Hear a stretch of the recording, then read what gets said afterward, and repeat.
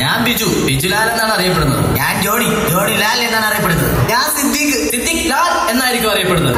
അതെ, ഞങ്ങളെ all Kerala Mohanlal fans അസോസിയേഷന്റെ ചങ്ങനാശ്ശേരി ബ്രാഞ്ചിലെ ഭാരവാഹികളാണ്.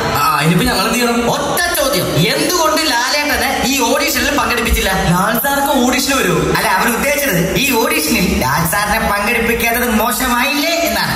അതന്നെയല്ലേ ഇയാൾ പറഞ്ഞത്. ഞാൻ പറയാം. ഇവർ ഉദ്ദേശിച്ചത് എന്താണെന്ന് വെച്ച് കഴിഞ്ഞാൽ ഇത്രയും നേരം ഇവിടെ പാട്ടും ഡാൻസൊക്കെ ഉണ്ടായിട്ടും